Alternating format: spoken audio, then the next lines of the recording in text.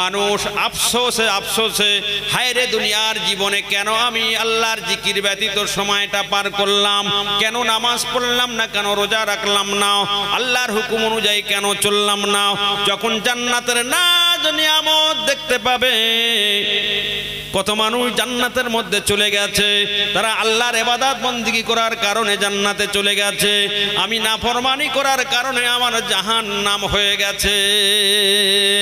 এই আফসোসে আফসোসে এখান থেকে চিবাতে চিবাতে হাদিসের মধ্যে আছে, যেমন আমরা পুঁই শাকের ডাঁটা চিবই না কথা বলো, ওই রকম চিবাতে চিবাতে বাহু পর্যন্ত চিবিয়ে শেষ করবে, কানতে কানতে চোখের পানি শেষ হয়ে যে রক্ত ঝরতে থাকবে।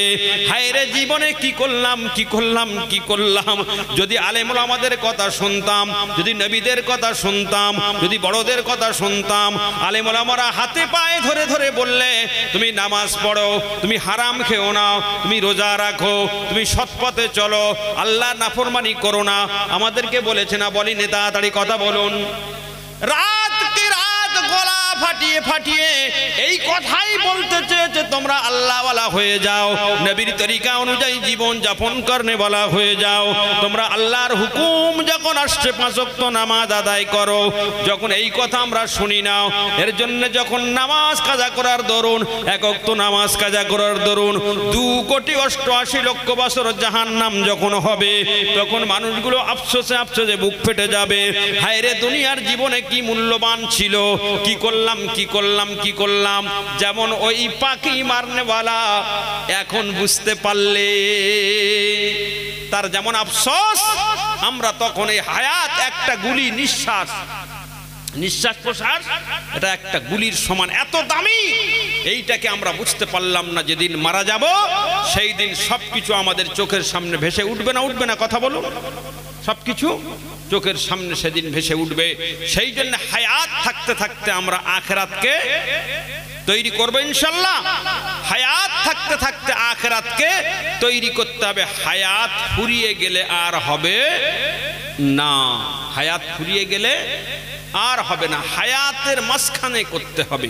আল্লাহ রাসূল সাল্লাল্লাহু আলাইহি ওয়াসাল্লাম বললেন, ইজা মাতাল ইনসানু ইনকাতা আনহু আমালুহু ইল্লা মিন সালাসাতিন সাদাকাতিন জারিয়া। মানুষ যখন মারা যায় তার সমস্ত আমালগুলো বন্ধ হয়ে যায়, তবে তার 3 আমাল খোলা থাকে। ওই 3 আমাল হলো সাদকায়ে জারিয়া। যেমন একটা আমাল করবে, তার আমলের বিনিময় হাসরের ময়দানে সে সওয়াব পেয়ে যাবে। বন্ধুবর্গ আমার, হাসরের ময়দানে আমাদের সওয়াব কতটা প্রয়োজন হবে। আল্লাহ রাসূল সাল্লাল্লাহু আলাইহি ওয়াসাল্লাম বললেন, ও মাওয়াজিনাল কিসতা লিয়াউমাল কিয়ামা ফালা তুজলামুনা শাইয়া। মিজানের পাল্লা খাড়া করা হবে, নেকিবদি ওজন করা হবে। এক নেকি হলে আমালের পাল্লাটা ভারী হয়ে যায়, নেক আমালের পাল্লাটা ভারী হয়ে যায়। আল্লাহ চায় না আমার বান্দা জাহান্নামে যাক। আল্লাহ রাব্বুল আলামিন বলবেন, বান্দা আমার একটা নেকি হলে তোমার ডান হাতে আমল নামা চলে আসে, তোমার জান্নাতের ফয়সালা হয়ে যায়। যাও যাও যাও যাও, ওই হাসরের ময়দানে তোমার আত্মীয় স্বজনেরা আছে, তাদের কাছ থেকে একটা নেকি তুমি নিয়ে আসো। জোরে বলুন সুবহানাল্লাহ, নারে তাকবীর। যাও আমার বান্দা, হাসরের ময়দানে আত্মীয় স্বজনেরা থাকবে না থাকবে না কথা বলুন?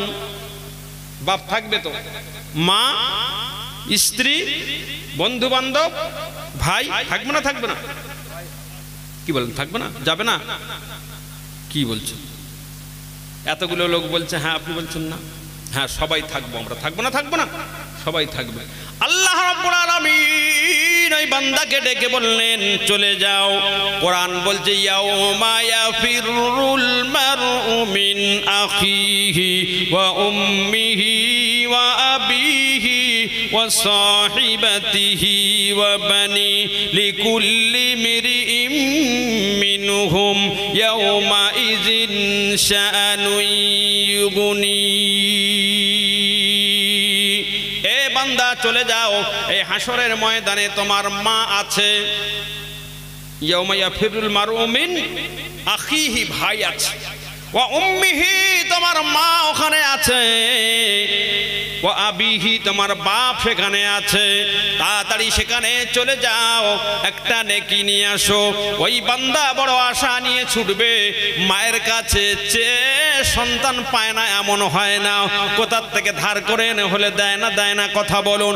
অনেক মা মুখের গ্রাস বার করে বাচ্চার মুখে দেয় না। এক পেট ক্ষুধা নিয়ে মা খেতে বসেছে, বাচ্চা মুখের ধারে এসে জ্বালাতন করছে, মা আমাকে এক মুঠো দাও। মা গালের মধ্যে ফেলে দিয়েছে, গালের মধ্যে থেকে বার করে মা বাচ্চাকে দেয় না কথা বলুন। বাচ্চা তখন চিন্তা করবে আমার মার কাছে যাব, মা আমাকে ফিরাবে না। মায়ের কাছে যে বলবে মা